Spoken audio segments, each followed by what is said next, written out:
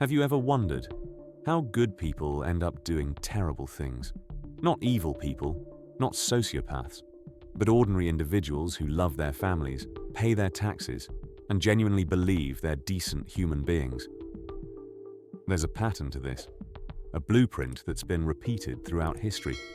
And once you see it, you'll recognize it everywhere. In corporations, governments, religious institutions, even in your own workplace. Today, I'm going to show you something that scholars have been studying for decades, but that rarely gets discussed outside academic journals. It's called the normalization of corruption. And understanding it might be the most important thing you ever learn about how power actually works. Because here's the uncomfortable truth. The biggest institutional failures in human history weren't caused by monsters. They were caused by normal people who simply adapted to gradually worsening conditions until they couldn't recognize wrong from right anymore. By the end of this, you'll understand the 3 psychological mechanisms that turn ethical organizations into corrupt ones. You'll see how this applies to modern scandals from Enron to the Catholic Church abuse cover-ups. And most importantly, you'll learn the warning signs that tell you when you might be caught in this pattern yourself. Let me start with a question that puzzled researchers for decades. How does an organization full of smart, educated, morally aware people end up committing systematic fraud, abuse, or worse? For years, the assumption was simple. Bad apples. Find the corrupt individual, remove them. Problem solved. But here's what the research actually shows. And this finding has been replicated across hundreds of case studies spanning different industries, countries, and time periods. White-collar offenders are psychologically normal. That's not my opinion. That's the conclusion of virtually every major study on organizational corruption. The people who participated in the Enron scandal, the Catholic Church abuse cover-ups, the pharmaceutical companies hiding drug side effects, they weren't psychopaths. They scored normal on personality tests. They were loving parents, churchgoers, community volunteers. They genuinely didn't see themselves as criminals. This finding completely upends our intuitive understanding of how corruption works. If bad people cause corruption, then removing bad people should fix it. But what if the system itself transforms ordinary people into participants in wrongdoing? What if the institution is the problem, not the individuals within it? Researchers Blake Ashforth and Vikas Anand spent years studying this phenomenon, and what they discovered is both fascinating and terrifying. Corruption becomes normalized in organizations through 3 mutually reinforcing processes that work together like the legs of a tripod. Remove any one of them, and the whole structure becomes unstable. But when all 3 are operating together, they create a self-perpetuating system that can continue indefinitely, even as the original corrupt individuals leave and new people take their place. The first pillar is institutionalization, where corrupt decisions become embedded in structures, processes, and routines until they're enacted automatically without conscious thought. The second pillar is rationalization, where self-serving ideologies develop to justify and even celebrate corrupt behavior. The third pillar is socialization, where newcomers are gradually taught to view corruption as normal, acceptable, even desirable. Here's what makes this so insidious. Once all 3 pillars are established, corruption becomes a property of the collective rather than any individual.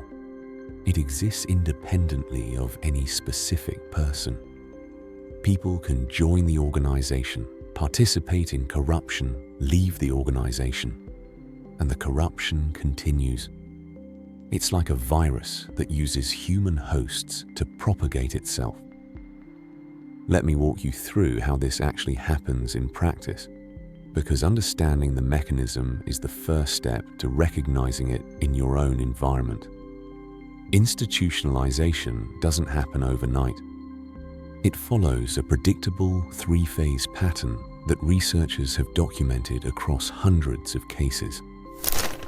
Phase 1 begins with an initial corrupt decision or act, usually driven by a permissive ethical climate where results matter more than methods. Maybe someone fudges numbers to meet a quarterly target. Maybe a manager looks the other way when a top performer breaks rules. Maybe an executive authorizes a questionable practice because competitors are doing it. At this stage, it's still just an isolated incident. But something critical happens next. If the corrupt act produces positive outcomes, it gets incorporated into organizational memory. The organization essentially learns that this behavior works. And here's the psychological trap. When similar situations arise in the future, people look to past decisions as precedents. They assume those decisions were made for rational reasons. Following a precedent helps legitimize the new decision. So the corrupt practice gets repeated, not because people consciously choose corruption, but because they're following what worked before. Phase 2 involves embedding corruption in structures and processes. This is where things get really dangerous. The corrupt practice stops being a one-off decision and starts becoming part of how the organization operates. Goals, budgets, information flows, rewards and punishments begin to skew towards supporting these practices. The organization comes to expect and depend on the payoffs from corruption. A deviant culture begins to emerge at this stage. Assumptions, values, and beliefs evolve to rationalize the corrupt practices. Recipes for corruption get shared informally. Norms develop around maintaining secrecy and loyalty. Premium gets placed on socializing with insiders while treating outsiders with suspicion. Phase 3 is routinization, and this is where the transformation becomes complete. The corrupt practices become so habitual that people perform them without conscious thought about their propriety. The acts get broken down into specialized tasks assigned to different people. Each person does their small part without understanding or feeling responsible for the bigger picture. It's like an assembly line where each worker installs one component but feels no ownership over the finished product. There's a psychological phenomenon here that explains why otherwise ethical people can participate in terrible things. Researchers call it compartmentalization. Human beings develop different social identities for different contexts, and we tend to keep these identities separate. The same person can be a devoted father at home, a ruthless competitor at work, and a generous volunteer at church. We don't experience this as hypocrisy because we cognitively separate these domains. This becomes problematic in corrupt organizations because people adopt the localized identity and culture of their work environment. They respond to the press of the immediate context rather than universal moral principles. The person who would never steal from a neighbor might participate in systematic fraud at work because, in their work identity, these are just business practices that everyone does. This explains why so many people caught in corporate scandals express genuine confusion when they're prosecuted. They didn't feel like criminals. In their world, they were just doing their jobs, following procedures, meeting expectations. The corruption was so normalized that it became invisible to them. Let me give you a concrete example of how this plays out, because abstract theory only takes you so far. When the Equal Employment Opportunity Commission charged Mitsubishi Motors with creating conditions that led to over 700 women being sexually harassed over several years, the case revealed exactly how institutionalized corruption works.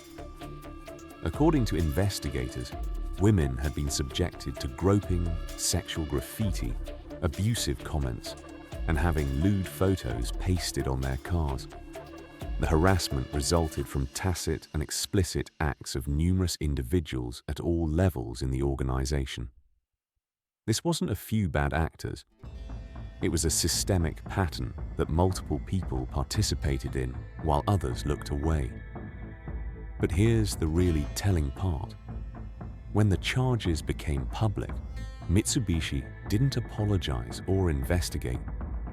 They paid 3,000 workers a day's wages to picket outside the government offices, bringing the charges. They set up phone lines on the factory floor so workers could call legislators to protest. The organization's response revealed just how normalized the behavior had become. They genuinely didn't see themselves as the bad guys. The institution had completely inverted moral reality. The case eventually settled for $34 million, the largest settlement in legal history for sexual discrimination at that time. But the money almost missed the point. The real lesson was how an entire organization could develop a culture where systematic harassment seemed normal, even defensible. Now here's where this gets directly relevant to your life. You might be thinking, I don't work for a corrupt organization. This doesn't apply to me. But the research shows that routinized corruption can be almost impossible to see from the inside. Remember Ford's Pinto scandal. The product recall coordinator at Ford later wrote about his experience, and his self-analysis is haunting. Before working at Ford, he would have argued strongly that Ford had an ethical obligation to recall the defective cars. After he left Ford, he argued the same thing. But while he was there, he perceived no strong obligation and remembered no strong ethical overtones to the case whatsoever. The procedural scripts, the heavy workload, the habituation to dealing with serious problems every day, all combined to create a kind of ethical blindness. He literally could not see what was obvious to anyone outside the organization. This is what normalization does. It doesn't change your values, it changes what you perceive. You still believe in doing the right thing. You just can't see that what you're doing is wrong. Let's talk about the second pillar of normalized corruption: rationalization. This is the psychological mechanism that allows people to maintain their self-image as good people while participating in bad behavior. And the human mind is remarkably creative at generating these rationalizations. Researchers have identified several standard categories. There's the denial of responsibility, where people claim they had no choice or were just following orders. There's the denial of injury, where people minimize the harm caused or claim the victims deserved it. There's the appeal to higher loyalties, where corrupt acts are justified as serving a greater good, like protecting the company or one's co-workers. And there's the condemnation of condemners, where people attack critics to avoid addressing the criticism. What makes these rationalizations so powerful is that they're socially constructed and shared. They're not just individual excuses. They become part of the organization's culture, passed down through stories, jokes, and informal conversations. New employees learn these rationalizations alongside their job skills. Over time, the rationalizations become so deeply embedded that they feel like common sense rather than excuses. Here's an example that illustrates this perfectly. A convicted architect once said, and I'm paraphrasing from the research, "I will never believe I've done anything criminally wrong. I did what is business. If I bent any rules, who doesn't? If you're going to punish me, sweep away the system. If I'm guilty, there are many others who should be standing beside me." Notice the elements here. The denial that anything wrong occurred, the appeal to industry norms, the deflection to systemic responsibility, the implication that everyone does it. These aren't sophisticated arguments. They're almost childlike in their simplicity. But they work because they're shared by everyone in the corrupt environment. When everyone around you is saying the same things, they start to seem obviously true. The third pillar, socialization, is how corruption perpetuates itself across generations of employees. And this process is far more subtle than you might imagine. Nobody sits new employees down and says, "Here's how we commit fraud at this company." The socialization happens through observation, imitation, and gradual escalation. New employees watch what gets rewarded and what gets punished. They observe which behaviors lead to promotions and which lead to marginalization. They pick up on unwritten rules through casual conversations and office gossip. And critically, they're often given small tests, minor ethical compromises that seem insignificant in isolation, but establish precedents for larger compromises later. The research on how leaders influence this process is particularly important. Leaders don't have to personally engage in corruption to encourage it. Rewarding results without questioning methods, ignoring violations by top performers, focusing on ends rather than means, these all send clear signals about what's actually expected. The formal ethics policies hanging on the wall matter far less than the informal behaviors that get rewarded every day. Now, I want to zoom out and connect this to a historical pattern that illuminates just how dangerous institutionalized corruption can become. Throughout history, when religious authority becomes purely political power, when institutions stop serving their stated mission and instead serve the interests of those who control them, the corruption follows this exact same blueprint. The Papacy during the Renaissance became notorious for exactly these dynamics. Political interests overtook spiritual mission. Offices were bought and sold like merchandise, a practice called simony that corrupted leadership at all levels. Clergy lived lavishly, forgetting their vows of simplicity and becoming indistinguishable from secular princes. This wasn't the work of one bad pope or a few corrupt cardinals. It was systemic. The corruption had become institutionalized across generations, rationalized through theological justifications, and socialized into every new priest and bishop who entered the system. By the time reformers tried to address the problems, the corruption was so normalized that the institution couldn't recognize it as corruption anymore. The Protestant Reformation was partly a reaction to these excesses. When Martin Luther initiated his critique in 1517, he was responding to a system where indulgences were sold to finance building projects, where ecclesiastical offices went to the highest bidder, and where spiritual authority had become a tool for political and financial manipulation. The Reformation ultimately split Western Christianity into multiple denominations, a direct consequence of corruption that had become so normalized that reform from within became impossible. What's remarkable is how this pattern keeps repeating across completely different contexts. The Catholic Church abuse scandal that emerged in the early 2000s follows the exact same blueprint. Researchers studying the organizational dynamics found that administrators systematically covered up predatory behaviors rather than address them. The institutional imperative to protect the organization overwhelmed the moral imperative to protect victims. This wasn't because church leaders were uniquely evil.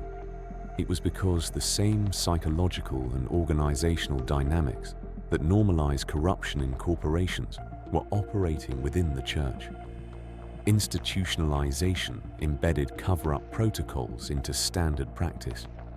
Rationalization generated justifications about protecting the faithful from scandal. Socialization taught new administrators that this was how problems were handled. The pattern appears in corporate scandals too. When Enron collapsed, investigators found evidence of senior executives hiding precarious financial positions while cashing out their own stocks, documents being shredded, and misleading information being given to investors. Again, these weren't isolated bad acts by a few criminals. They were systemic behaviors that many people participated in without experiencing them as corrupt. So here's the critical question. How do you recognize when you might be caught in this pattern? The research suggests several warning signs you should watch for in your own professional environment. First, pay attention to whether results are celebrated without questions about methods. When organizations reward outcomes but remain deliberately incurious about how those outcomes were achieved, they create permissive ethical climates where corruption can take root. Second, notice whether concerns raised by newcomers are dismissed as naivety. Fresh perspectives often spot problems that veterans have become blind to. When organizations systematically discount concerns from people who haven't been socialized into the culture, they're protecting their blind spots from examination. Third, watch for rationalizations that have become standard vocabulary. When everyone uses the same phrases to justify questionable practices, that's evidence of socially constructed accounts that normalize deviance. Phrases like, "everyone does it," or "that's just how business works," or "you have to play the game to succeed," should trigger skepticism. Fourth, examine whether there are implicit threats for raising ethical concerns. The research shows that corrupt organizations often develop informal sanctions against those who question established practices. These might not be explicit threats. They might take the form of marginalization, denied opportunities, or subtle social punishment. Fifth, ask yourself whether you've changed your standards since joining the organization. Remember the Ford recall coordinator who saw things differently before and after his employment. If you find yourself accepting things you previously would have questioned, that's a sign of adaptation to normalized corruption. Here's something the research reveals that I find both disturbing and oddly hopeful. The strongest constraint on employee deviance isn't formal policies or management oversight. It's informal social controls within primary work groups. In other words, what your immediate colleagues accept has more influence on your behavior than anything in the employee handbook. This cuts both ways. In corrupt environments, peer pressure maintains corruption. But it also means that changing the norms of a small group can have outsized effects on behavior. You don't have to reform an entire organization. Shifting the culture of a single team can create a pocket of integrity that resists normalization. Let me address something important here. Understanding how corruption becomes normalized isn't about cynicism or paranoia. It's about developing organizational wisdom. Every institution, every organization, every group of humans working together has the potential to slide into normalized corruption. This isn't because people are bad. It's because these psychological mechanisms are built into how human minds and human organizations function. The goal isn't to suspect everyone and everything. The goal is to build and maintain practices that counteract these natural tendencies. Researchers suggest several approaches that organizations and individuals can use. First, maintain exposure to outside perspectives. The insulating effect of deviant subcultures depends on limiting contact with people who hold different norms. Second, protect channels for raising concerns. Whistleblower protections, anonymous reporting systems, and genuinely open-door policies create release valves that allow problems to surface before they become normalized. Here's something that may surprise you. The research shows that corruption doesn't usually start with dramatic ethical violations. It starts small. A minor corner cut here, a slight exaggeration there, a small favor that technically violates policy. Each small transgression makes the next one seem less significant. Each exception creates a precedent. Each compromise lowers the threshold for the next compromise. This is the slippery slope in action. By the time behavior has drifted significantly, people have adapted step by step. They can't even see how far they've come, because each individual step seems so small. First, pay attention to whether results are celebrated without questions about methods. When organizations reward outcomes but remain deliberately incurious about how those outcomes were achieved, they create permissive ethical climates where corruption can take root.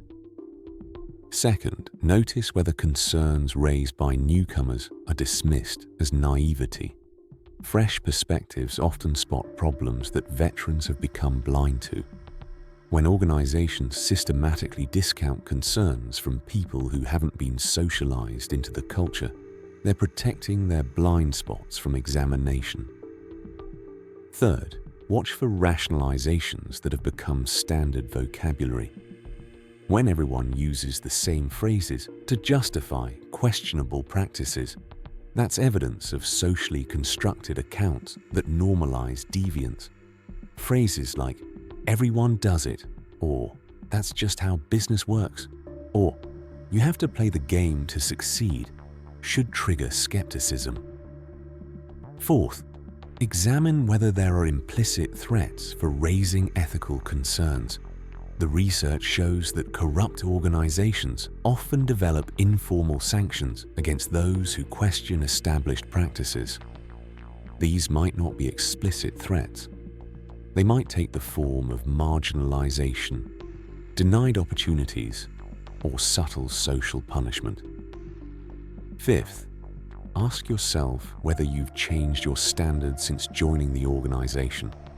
Remember the Ford recall coordinator who saw things differently before and after his employment.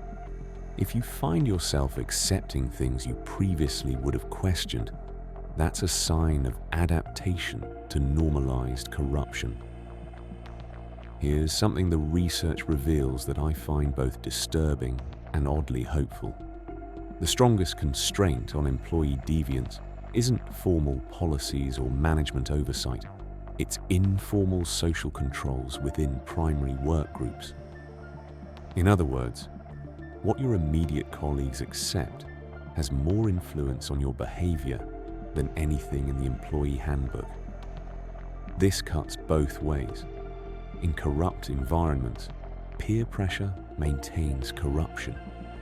But it also means that changing the norms of a small group can have outsized effects on behavior. You don't have to reform an entire organization. Shifting the culture of a single team can create a pocket of integrity that resists normalization. Let me address something important here. Understanding how corruption becomes normalized isn't about cynicism or paranoia. It's about developing organizational wisdom. Every institution, every organization, every group of humans working together has the potential to slide into normalized corruption. This isn't because people are bad. It's because these psychological mechanisms are built into how human minds and human organizations function. The goal isn't to suspect everyone and everything. The goal is to build and maintain practices that counteract these natural tendencies. Researchers suggest several approaches that organizations and individuals can use. First, maintain exposure to outside perspectives. The insulating effect of deviant subcultures depends on limiting contact with people who hold different norms. Second, protect channels for raising concerns.